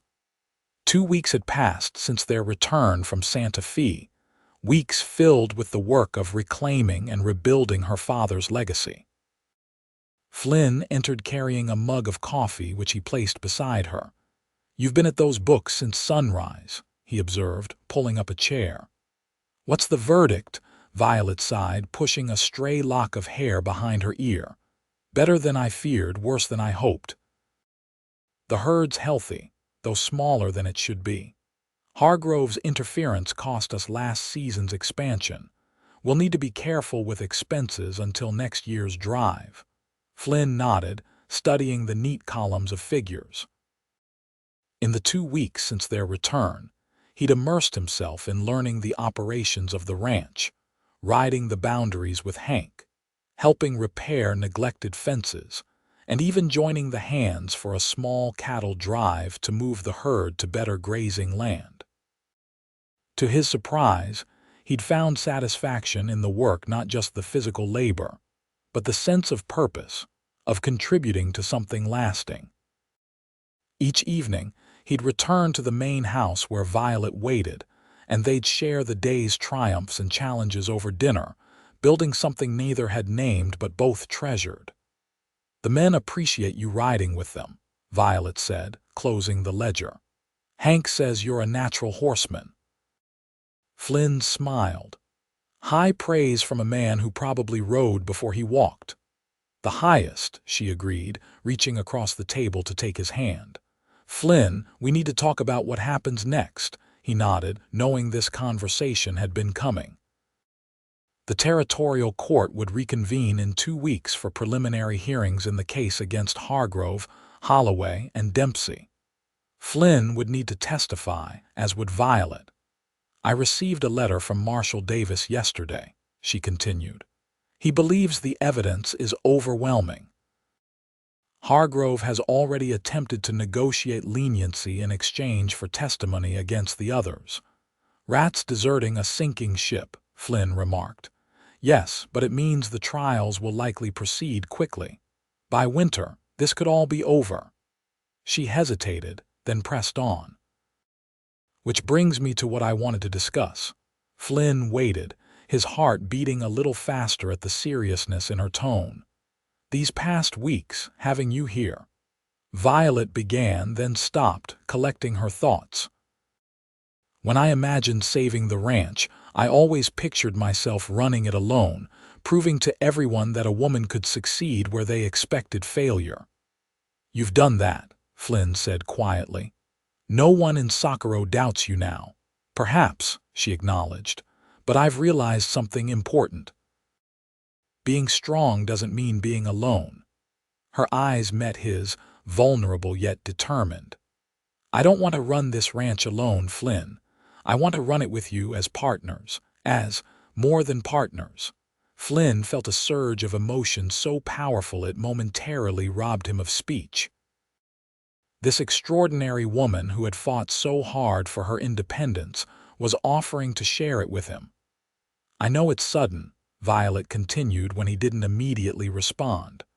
"We've known each other just weeks." "But yes," Flynn interrupted, his voice rough with feeling. "Yes to all of it, Violet." Her eyes widened. "You'll stay. Permanently." He rose, circling the table to kneel beside her chair, taking both her hands in his. "I've spent years drifting, thinking I was free. But real freedom isn't about having nowhere to be, it's about having somewhere you choose to belong." He kissed her hands gently. "I choose you, Violet Zimmerman. I choose this ranch, this life. If you'll have me." Tears spilled onto her cheeks, but her smile was radiant. "I'll have you, Flynn Thornton. Today and all the days after." Their kiss sealed the promise not just of love, but of partnership, of a shared future neither had imagined when fate brought them together in Socorro's town square. The next 2 weeks passed in a whirlwind of activity. The ranch demanded constant attention, and preparations for their testimony in Santa Fe occupied their evenings. Word of their engagement spread quickly through Socorro, generating reactions that ranged from genuine congratulations to thinly veiled disapproval from those who had supported Hargrove and his conspirators. On a crisp October morning, Flynn rode into town to collect the mail and supplies. Socorro had changed subtly since the scandal broke. The bank remained closed, though rumors suggested it would reopen under federal management. Judge Holloway's office stood empty, and a temporary sheriff appointed by the territorial governor maintained order with a fairness the town hadn't experienced in years. As Flynn loaded supplies into the wagon outside the general store, A voice called his name. He turned to see Carlos Garcia approaching, his injured arm now fully healed. "Mr. Thornton, I heard congratulations are in order," Carlos said, extending his hand. Flynn shook it warmly. "Thank you. The wedding will be small, but you and Dolores will receive invitations, of course." Carlos nodded appreciatively. "We would be honored, but that's not why I sought you out today." He glanced around before continuing in a lower voice. "There's talk in town. Rumors about men loyal to Dempsey and Hargrove." Flynn's expression hardened. "What kind of rumors? Threats?" "Nothing specific, but enough to concern me. Some believe Miss Zimmerman and you have destroyed the old order in Socorro. They're not pleased." "Names?" Flynn asked tersely. Carlos shook his head. "No specific names, just be vigilant, my friend. Success creates enemies as readily as failure." Flynn thanked him for the warning, his mind already calculating potential threats as he finished loading the wagon. By the time he returned to the ranch, he had formulated a plan to increase security without alarming Violet unnecessarily. That evening, as they sat on the porch watching the sunset paint the western sky in brilliant oranges and purples, Flynn broached the subject carefully. "I think we should postpone our trip to Santa Fe until the day before the hearings," he suggested, keeping his tone casual. "The ranch needs attention, and the trail crew won't be back from the North Pasture until next week." Violet gave him a sidelong glance. "What aren't you telling me, Flynn?" He should have known better than to attempt subterfuge with her. Carlos mentioned some talk in town, nothing specific, just general discontent among Hargrove's remaining supporters. "Threats?" she asked directly. "Possibly." Flynn saw no point in sugarcoating it. "I don't want to take unnecessary risks before the hearings." Violet was quiet for a moment, contemplating the darkening landscape. "My father always said that when you challenge power, you should expect resistance." She turned to face him. "But I won't be intimidated in my own home, Flynn. Not by Hargrove, not by his cronies." "I'm not suggesting retreat," Flynn assured her. "Just prudence." She nodded, reaching for his hand. "Prudence I can accept, but promise me something, no secrets between us, especially about dangers we might face. I need a partner, not a protector." Flynn squeezed her hand, acknowledging the gentle rebuke. "Partners tell each other the truth, even when it's difficult. I promise." The week passed without incident, but Flynn increased patrols around the ranch boundaries and made sure Violet was never alone when she rode out to check on the herds. If she noticed these precautions, she didn't comment on them, respecting his concern while maintaining her regular routine. 3 days before they were due to depart for Santa Fe, Flynn rode with Hank to the northern boundary of the ranch, where a broken section of fence needed repair. They worked in comfortable silence for several hours, the rhythm of their labor punctuated only by occasional instructions or requests for tools. "You're good for her," Hank said suddenly as they paused for water. "Miss Violet. She's always been strong, but strength and happiness ain't always the same thing." Flynn wiped sweat from his brow. "She's good for me too, better than I deserve," Hank snorted. "That kind of thinking will get you nowhere. Man doesn't deserve happiness, he creates it, then works like hell to keep it." He hammered a nail with unnecessary force to emphasize his point. "You planning on working that hard, Thornton?" "Every day," Flynn replied without hesitation. The old foreman nodded, apparently satisfied. "Then you'll do fine." He straightened suddenly, staring at something in the distance. "Rider coming. Fast." Flynn turned to see a horse galloping toward them, recognizing one of the younger ranch hands, a boy named Miguel. The youth reined in his lathered mount, his face flushed with exertion. "Mr. Thornton, Miss Violet sent me to find you. Riders coming to the main house, 6 of them, armed." She said to tell you they're asking for you by name." Flynn's blood ran cold. "Did she recognize them?" Miguel shook his head. "But she said they're not from Socorro, strangers." Flynn was already mounting his horse. "Hank, gather the men. Follow as quick as you can."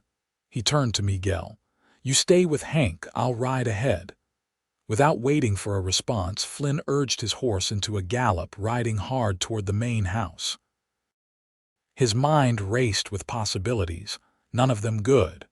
Who were these men? What did they want with him specifically? And most importantly, was Violet in danger? The afternoon sun beat down mercilessly as he pushed his horse to its limits, dust billowing behind him. Flynn's jaw clenched with determination and fear, not for himself, but for the woman who had given him a home, a purpose, a future worth fighting for. As the main house came into view, Flynn slowed his approach, circling wide to come in from the side rather than the main drive. 6 horses stood hitched at the front, their riders nowhere in sight. Flynn dismounted behind the barn, drawing his pistol as he moved silently toward the house. Through a side window, he could see into the main parlor. Violet stood near the fireplace, her posture rigid but her expression composed as she faced 5 men whose backs were to the window. A 6th man, older than the others with a distinctive white streak in his black hair, sat in Joseph Zimmerman's favorite chair, looking entirely too comfortable. Flynn circled to the back door, entering through the kitchen where Consuela stood frozen with fear, a cast iron skillet clutched in her hands like a weapon. "How many?" Flynn whispered. 6 men, Consuela replied, her voice trembling. "They ask for you, say they have business."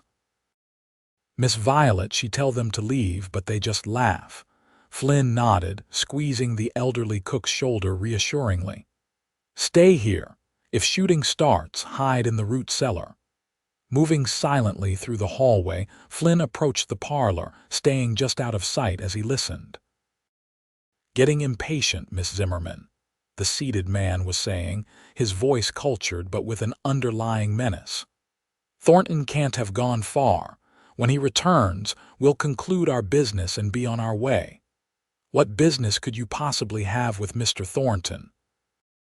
Violet's voice was steady, betraying none of the fear she must be feeling, a dry chuckle. "Let's just say he left some unfinished matters in Texas, matters my employer has paid handsomely to resolve." Texas. The word hit Flynn like a physical blow.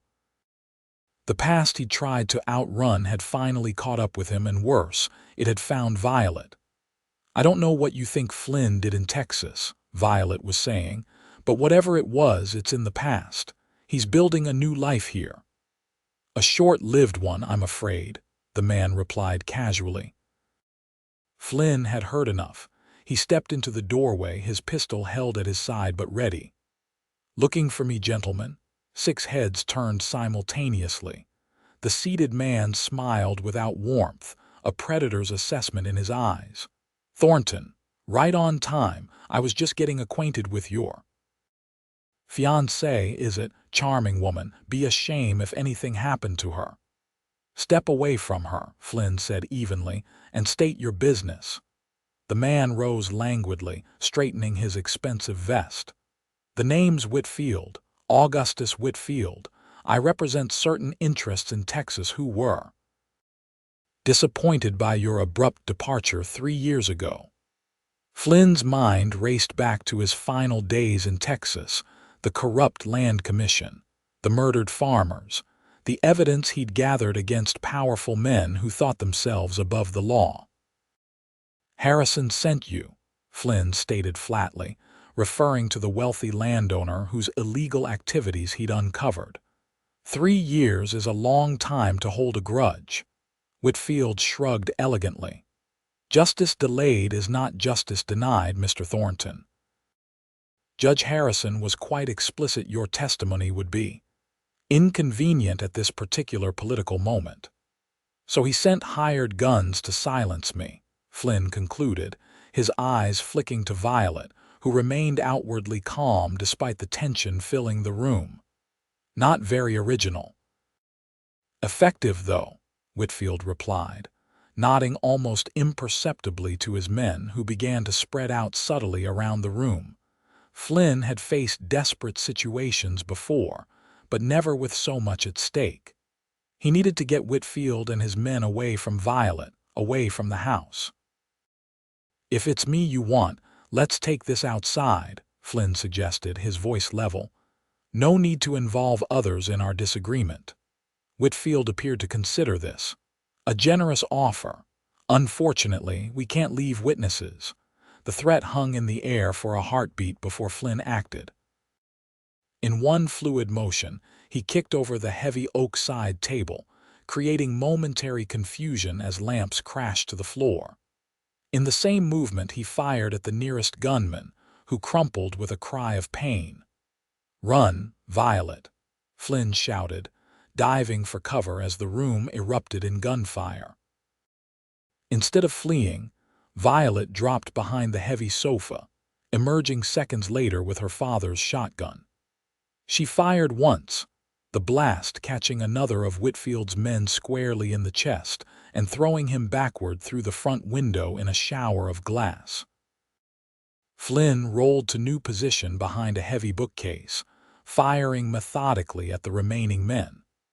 Two more fell in quick succession, but Whitfield and his last gunman had taken cover, returning fire that splintered wood and shattered china throughout the once peaceful parlor.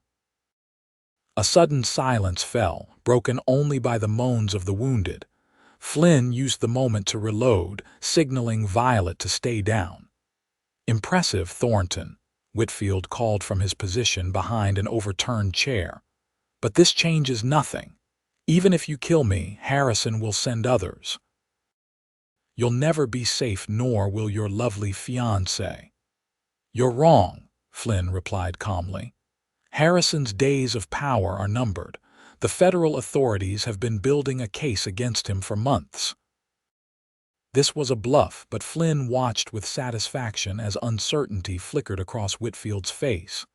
The man was a hired gun, not a true believer in Harrison's cause. Self-preservation would be his priority. "You're lying," Whitfield said, but doubt had crept into his voice. "Am I?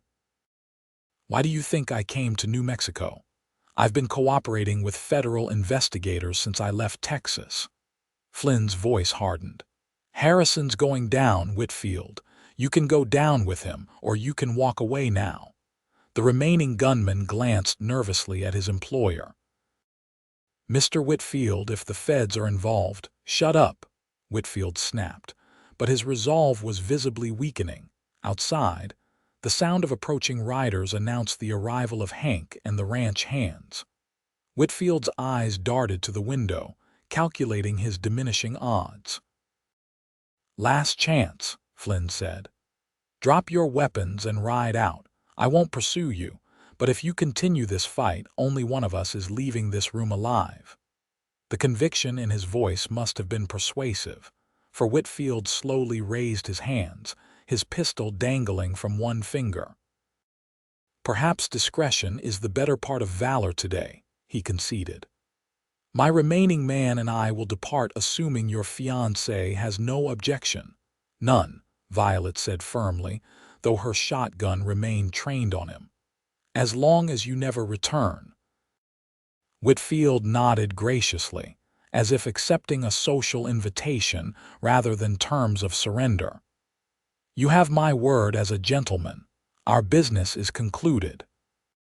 Flynn maintained his aim as Whitfield, and his surviving man backed slowly out of the shattered front door, where they were immediately surrounded by ranch hands with rifles.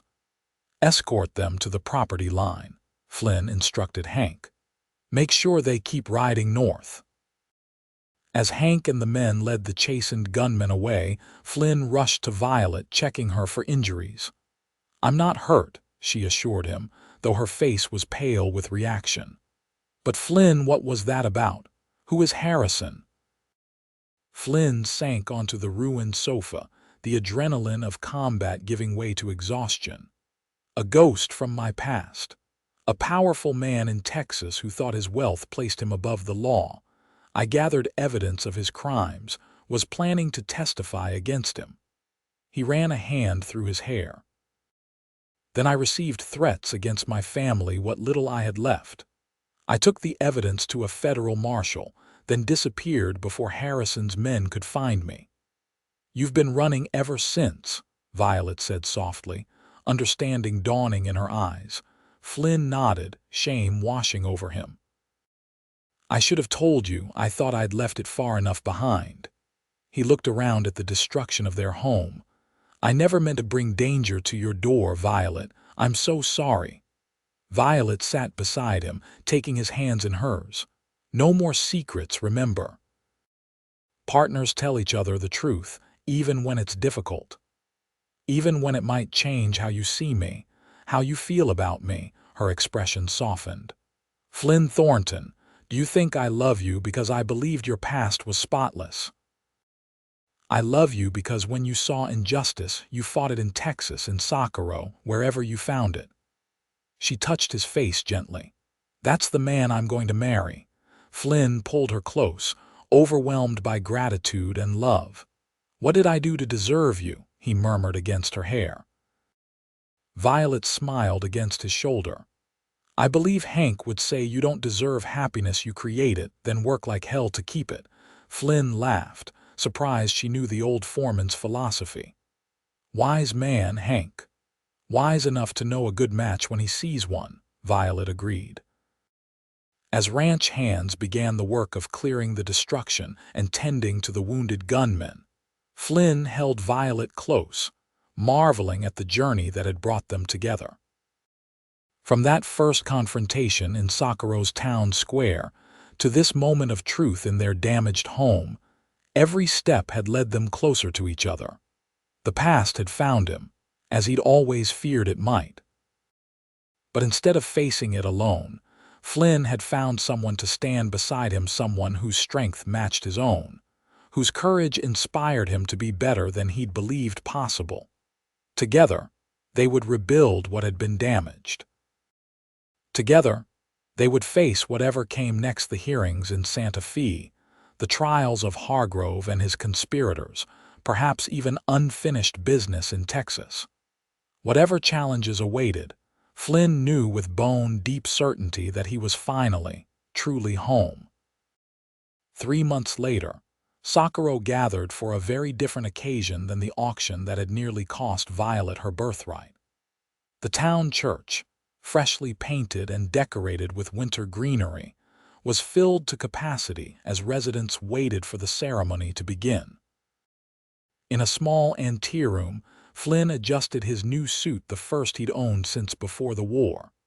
Carlos Garcia, serving as his best man, straightened Flynn's tie with practiced hands. "Nervous?" Carlos asked with a knowing smile. "Terrified," Flynn admitted. "Not of marrying Violet. That's the easiest decision I've ever made. But all those people." He gestured toward the church beyond the door. "The same people who once gathered to mock her sale," Carlos reminded him. "Now they gather to celebrate her joy. There's poetry in that, my friend." Flynn nodded, remembering his words to Violet that first day in the town square. "They'll bow when you smile." He hadn't fully understood then how prophetic those words would prove to be. The trials in Santa Fe had concluded just 2 weeks prior, with Hargrove, Judge Holloway, and Sheriff Dempsey all receiving substantial prison sentences for their crimes. The evidence Flynn and Violet had risked their lives to obtain had proven irrefutable, and their testimony had been decisive. Socorro had changed in the aftermath. The bank had reopened under new management, with Carlos Garcia appointed as head clerk, a position his father had been denied due to prejudice. The new territorial judge, a fair-minded woman from Santa Fe, had established a reputation for impartiality that was slowly restoring faith in the legal system. Most significantly for Flynn, a letter had arrived from the federal marshal in Texas, confirming that Judge Harrison had finally been indicted on multiple charges of corruption and conspiracy. Flynn's evidence, preserved for 3 years, had been instrumental in securing the indictment. The ghosts of Texas would no longer haunt him. A knock at the door signaled it was time. Flynn took a deep breath, straightening his shoulders as Carlos opened the door. The church fell silent as Flynn walked to the altar, taking his place beside the minister. Sunlight streamed through the stained glass windows, casting rainbow patterns across the assembled townspeople, some who had been allies from the beginning, others who had only recently come to respect the woman who had stood against corruption, and won. The music began, and all heads turned toward the back of the church. Flynn's breath caught in his throat as Violet appeared, radiant in a gown of ivory satin, her auburn hair crowned with a circle of winter roses. Hank, gruff and uncomfortable in formal attire, escorted her proudly down the aisle in place of the father she had fought so hard to vindicate. As Violet approached, Flynn saw nothing but her smile that had indeed made Socorro bow, her eyes that had seen worth in a drifter when he couldn't see it himself, her strength that had never wavered even in their darkest moments. She reached the altar, placing her hand in his. "Ready," she whispered, her eyes bright with joy and promise. "For everything," he replied, meaning it with every fiber of his being. The ceremony was brief but meaningful, their vows spoken clearly for all of Socorro to hear, promises of partnership, respect, and enduring love that moved more than one hardened rancher to surreptitious tears. When the minister pronounced them husband and wife, Flynn kissed Violet with a tenderness that belied the passion he felt, aware of the watching congregation but unable to contain his happiness. The church erupted in applause and cheers as they turned to face their friends and neighbors as Mr. and Mrs. Thornton. The celebration continued at the Zimmerman, now Thornton Ranch, where tables had been set up in the yard and a dance floor constructed beside the barn. Lanterns hung from trees, creating pools of golden light as darkness fell. Musicians played while couples danced, children darted between tables, and the entire community celebrated not just a wedding, but a new beginning for Socorro. Flynn found himself momentarily alone as Violet was drawn away by well-wishers. He stood at the edge of the festivities, watching his wife laugh with Dolores Garcia, her face luminous with happiness. "She's something special, your missus," Hank said, appearing beside Flynn with 2 glasses of whiskey. He handed one to Flynn. "To Joseph Zimmerman," the old foreman proposed. "He'd have liked you, I think, eventually." Flynn smiled, touching his glass to Hank's. "To Joseph, I wish I'd known him." "You know his daughter," Hank replied simply. "That tells you most of what matters." They drank in companionable silence, watching the celebration unfold around them. Marshall Davis had made the journey from Santa Fe for the wedding, as had Father Thomas and Pablo. Even some of the ranch hands' families who had moved away during the trouble with Hargrove had returned, sensing the winds of change in Socorro. "Flynn," Violet called, making her way through the crowd toward him. "They're asking for a dance from the bride and groom." As Flynn took her hand and led her to the center of the dance floor, the musicians struck up a waltz. Other couples stepped back, forming a circle to watch as Flynn and Violet moved together in perfect harmony, his hand at her waist, hers on his shoulder, their free hands clasped. "Happy?" Flynn asked softly as they turned. Violet's smile was answer enough, but she spoke anyway. "Happier than I ever imagined possible. When I stood in that town square fighting for my ranch, I never dreamed I'd gain so much more than land and cattle. When I rode into Socorro that day, I was just passing through," Flynn mused. "Strange how life changes in an instant." "Not strange," Violet corrected gently. Miraculous. As the waltz ended, Flynn dipped Violet in a graceful finale that drew appreciative applause from the onlookers. When he set her upright, he kept her close, reluctant to break the spell of the moment. "Mrs. Thornton," he murmured, "have I mentioned today how much I love you?" "Several times," she replied with a teasing smile, "but I find I never tire of hearing it." "Good," Flynn said seriously, "because I plan to tell you every day for the rest of our lives." Other couples joined them on the dance floor as the music resumed, but Flynn and Violet remained in their own world for a moment longer, savoring the culmination of a journey that had begun with defiance and danger and blossomed into something neither could have anticipated. The town that had gathered to mock Violet's sail now celebrated her triumph not just over corruption and greed, but over the loneliness and doubt that had threatened to claim them both.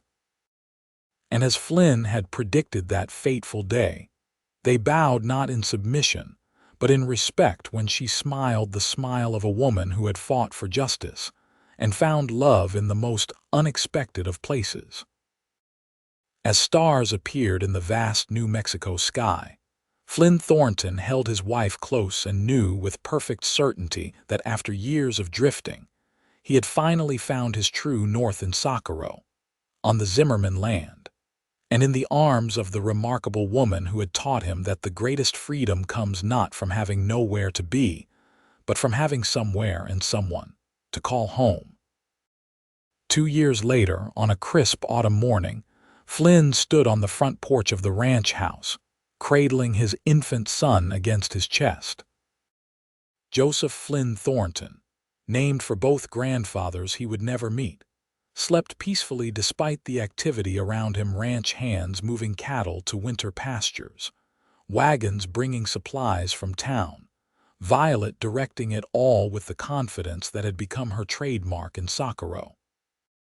The Thornton Ranch, as it was now known throughout the territory, had prospered beyond even Violet's ambitious plans. With Flynn's knowledge of cattle breeding and Violet's business acumen, they had expanded their herd and their holdings, becoming one of the most successful operations in New Mexico territory. But their greatest achievement, both agreed, was the community they had helped build from the ashes of corruption. Socorro had transformed under the influence of fair governance and honest business practices. The new bank manager extended loans based on merit rather than favoritism. The territorial court held regular sessions where justice was administered without prejudice. Mexican and Anglo residents worked side by side with growing respect and cooperation. "He's still sleeping?" Violet asked, ascending the porch steps with a smile that never failed to quicken Flynn's heart. At 25, motherhood and success had added a serene confidence to her beauty. That child could sleep through a cattle stampede. "Takes after his mother," Flynn teased, receiving a playful swat in response. "How are the preparations coming for the cattle drive?" "On schedule. Hank says we'll be ready to move the herd to market next week." Violet gently stroked her son's downy head. "I've been thinking, perhaps I should stay behind this time. Little Joseph is still so young." Flynn studied her face, reading the conflict there. "You've never missed a drive. Are you sure?" Violet sighed. "No, but Consuela says it's what a proper mother would do." "Since when have you cared about being proper?" Flynn asked gently. "You're an extraordinary mother, Violet, and an extraordinary rancher. Who says you can't be both?" Hope flared in her eyes. "You wouldn't mind taking the baby with us?" "He's a Thornton," Flynn said simply. "Ranch life is in his blood. Besides, with both his parents and a dozen devoted ranch hands watching over him, he'll be the safest baby in the territory." Violet's smile bloomed fully, and she kissed Flynn with a passion that still surprised him after 2 years of marriage. "I knew there was a reason I married you, Flynn Thornton. My rugged good looks and expert cattle handling, obviously," he quipped. "Actually," she countered, taking the baby from him. "It was because you truly saw me when everyone else in Socorro saw only a woman who didn't know her place." Flynn sobered, remembering that day in the town square. "I saw courage," he said quietly, "and determination, and a fire that refuses to be extinguished." "You saw partnership when I expected only allies," Violet added. "You fought beside me, not for me. That made all the difference." Little Joseph stirred in his mother's arms, his eyes opening to reveal the same striking blue as his father's. Flynn marveled, as he did daily, at this tiny life they had created together, a perfect fusion of their strengths, a living embodiment of their love. "Mr. and Mrs. Thornton," a voice called from the yard. Carlos Garcia approached on horseback, waving a newspaper. "Have you heard the news from Washington?" Flynn descended the steps to meet him. "What news?" Carlos dismounted, his face alight with excitement. "President Grant has signed the territorial voting rights bill. It includes the amendment Senator Harris proposed." He handed Flynn the newspaper. "Women property owners in New Mexico Territory will have the right to vote in territorial elections." Violet gasped, handing the baby to Flynn as she hurried down to read the paper herself. "Is it true? After all the petitions, all the letters, it's official," Carlos confirmed. "You and the other women who campaigned for it have made history." In the months following their wedding, Violet had become involved in the territorial suffrage movement, writing articles for newspapers, hosting meetings at the ranch, and corresponding with leaders in Washington. What had begun as a personal fight for her ranch had expanded into advocacy for women's rights throughout the territory. "The first election under the new law will be in spring," Carlos continued. "There's already talk in town about who might run for territorial representative." Violet and Flynn exchanged a knowing look. They had discussed this possibility many times over the past year. Socorro could use a representative who understands both ranching and banking, Flynn remarked casually. "Someone with first-hand experience of the challenges facing our community." "Someone," Violet added with equal casualness, "who has demonstrated the courage to stand against corruption and the vision to build something better." Carlos looked between them, comprehension dawning. "Mrs. Thornton, you're considering running for office." Violet's expression turned serious. "More than considering, Carlos. The papers are already prepared. I was waiting for the bill to become law." She took her son back from Flynn, cradling him as she continued. "I want Joseph to grow up in a territory where justice prevails, where opportunity isn't determined by wealth or connections, where women's voices matter in governance." "There will be opposition," Carlos warned. "Even with the law on your side, many will resist a woman representative." Flynn placed his arm around his wife's shoulders. "Opposition doesn't scare us. We've faced worse and prevailed." "Besides," Violet added with the confident smile that had become her hallmark, "they'll bow when I smile. Isn't that what you said, Flynn?" He laughed, remembering his bold prediction in the town square 2 years earlier. "I did, and they have time and again." Carlos shook his head in admiration. "Socorro won't know what hit it. Again."